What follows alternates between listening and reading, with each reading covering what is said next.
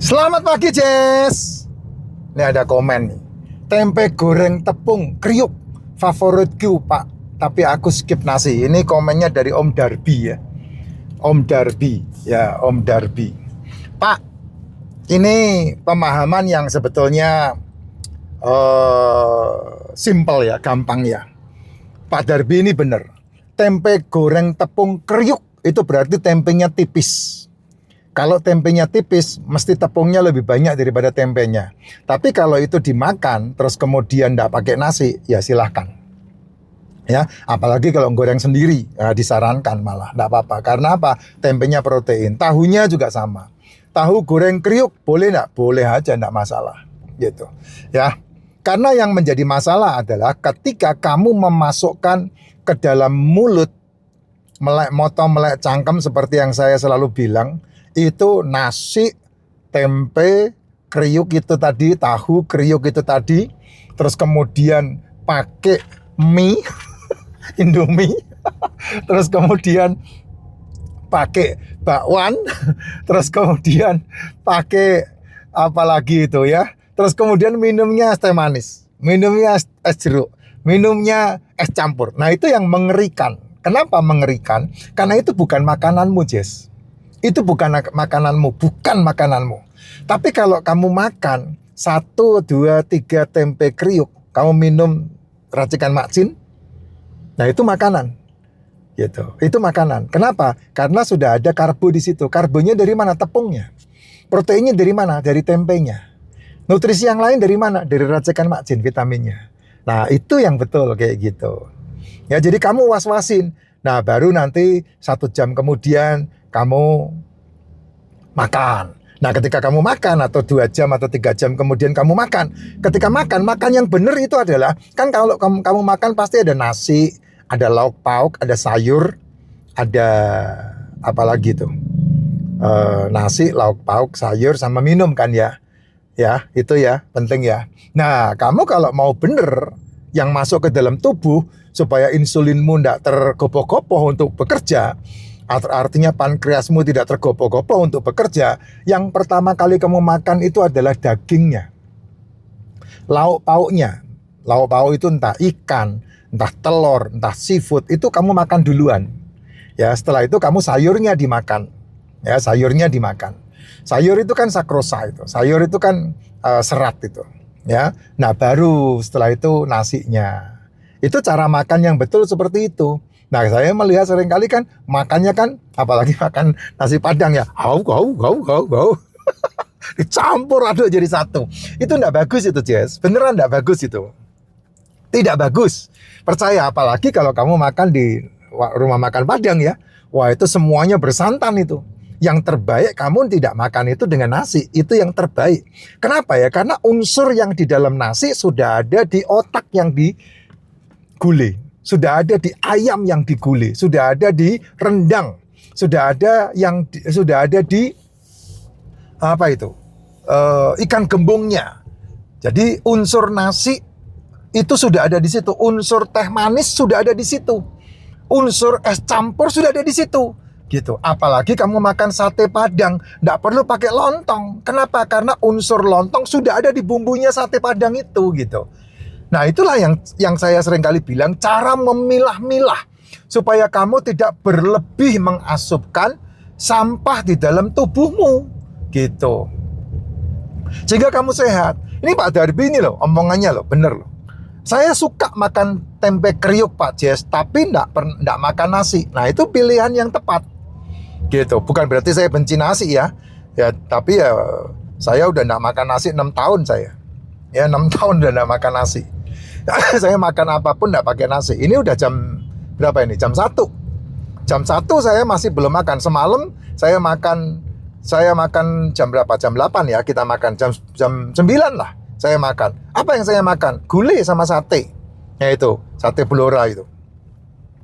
Ya, sate Blora, sate kambing 10, gulai 1 mangkok. Ya itu saya makan. Gitu.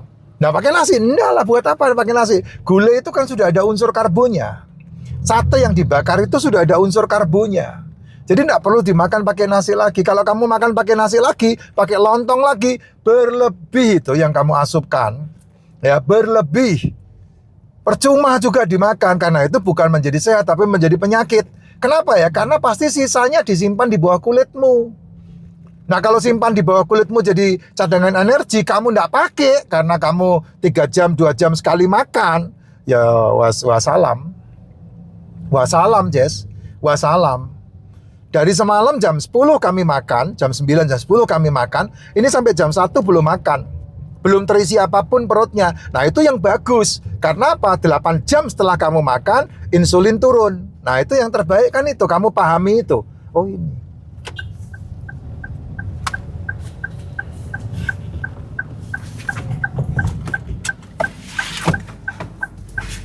Ya, 8 jam yang terbaik. Ya, itu yang terbaik seperti itu gitu. Nah, semua kelola itu kan ada dalam dirimu. Semua kelola itu ada dalam dirimu. Cuman permasalahannya kamu menjadi manusia yang suka terpancing dengan viral. Kamu menjadi manusia yang suka terpancing dengan enak.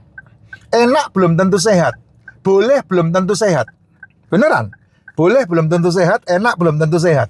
Tapi kalau kamu bisa memilah-milah untuk tubuhmu sendiri, kan yang tahu siapa kamu kan dirimu sendiri dan Tuhan. Ya, yang tahu siapa kamu kan dirimu sendiri dan Tuhan. Saya nggak tahu saya. Ya, itu kamu sendiri yang Tuhan. Ya, kamu punya pikiran negatif, kamu punya pikiran positif, itu yang tahu ya dirimu sendiri. Gitu. Tapi kalau saya, kamu lihat semua konten saya, nggak ada yang diduitin. Konten-konten saya nggak ada yang pakai duit. Semua saya bagikan tanpa kamu harus bayar. Kecuali kalau kamu beli racikan Macin. Karena saya menjual racikan Macin itu tanpa pamrih saya, ya. Bahkan racikan Macin banyak juga dibagi-bagi kok.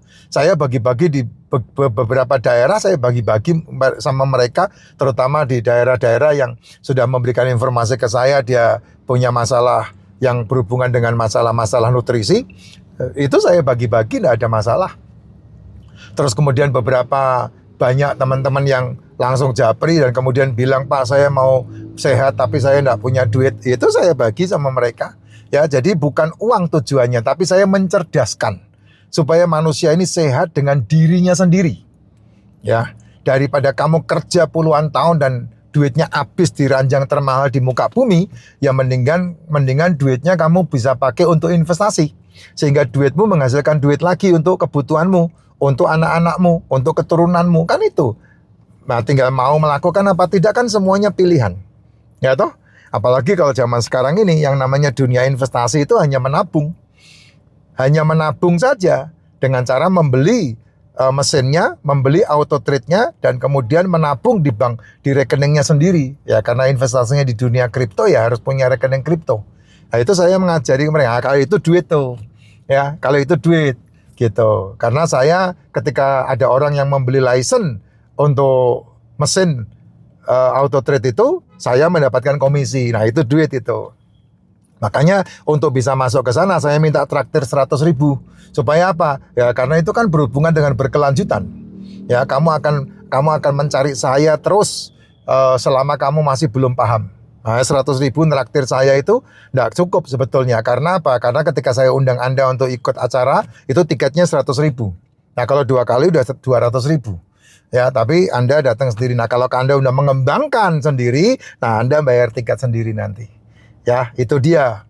Nah, makanya kita saling support di dunia kripto itu. Saya masuk ke FND Voltation ya. Ada di Pandora yang namanya fnd.voltation yang kemarin akunnya di cloning orang tuh. Ya, yang ada akun palsunya. Akun palsunya itu niru-niru nama saya tapi dikasih penjedaannya salah. Ya, itu yang terjadi di situ. Makanya saya membuat edukasi seperti ini. Ya, terima kasih Bang Darbi. Sehat selalu. Kalau Bang Darbi kan nutrisi yang dia dapatkan dari kopi hitam kental. Kopi kental warna hitam. Nah, itu kopi nutrisinya tinggi. Rokok nutrisinya tinggi. Cuman kamu dibodohin aja, mengharamkan rokok dan menghalalkan biskuit. Itu kesalahan fatal. Ya, kesalahan fatal yang kamu pilih sendiri itu.